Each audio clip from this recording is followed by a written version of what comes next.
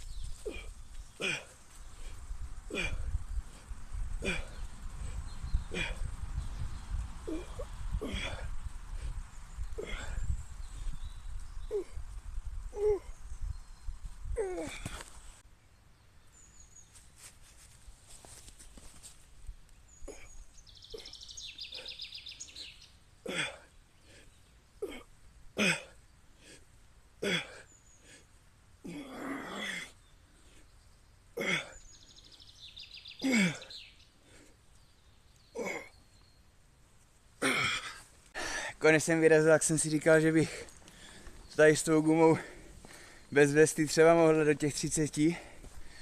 U té první série jsem se ještě cítil, že jsem to mohl dát, jo, ale teď už ani hovno, nezdá se to.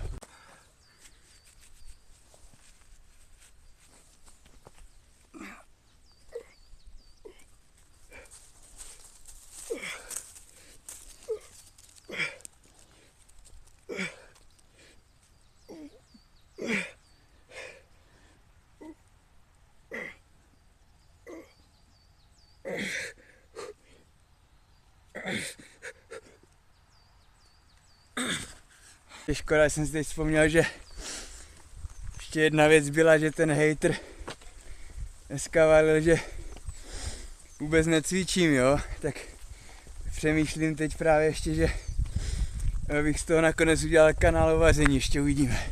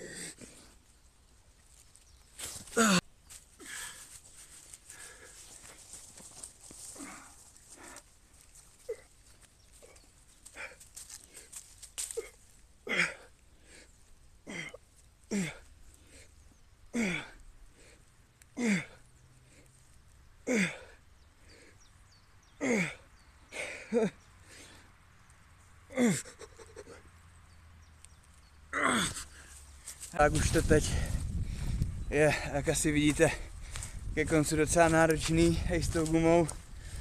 Po 30 to s ním nedám rozhodně ještě hodně dlouho, ale nechce se mě chodit už bez vesty, protože když nedělám kliky, tak mě to přijde, jak kdybych nic nedělal, proti tomu, když jdu s tou vestou, tak mě přijde, že celou dobu brutálně spalu a tak, takže příště zase s vestou. Zkusíme tady s tou gumou, po kolika to půjde. Typnul bych si jak po 10 maximálně. A následně zase vezmeme tu slabší a budeme to takhle střídat. Tak už mě začíná docházet docela dost šťáva. Jsme na předposledním stanovišti. Nejsem si jistý, jestli to doděláme do 20, uvidíme, když ne, tak ne. Svět se nezboří.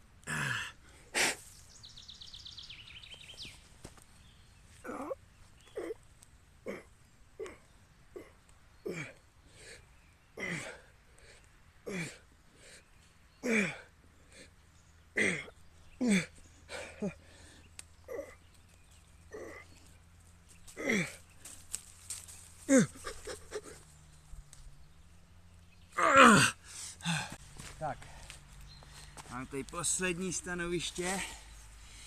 Už je to fakt náročný, cítím všecko. Nalitý kozičky, jo. Pumpnutý tricáčky máme.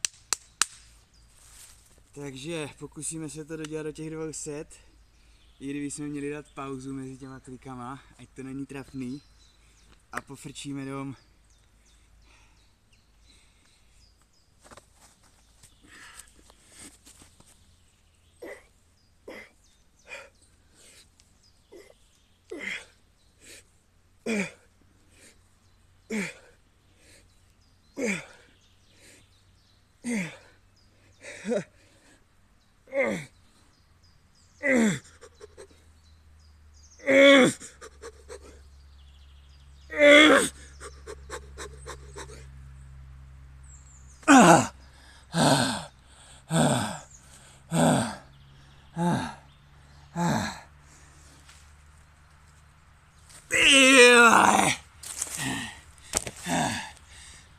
Dobře, tak jeden si necháme na příště do poroty.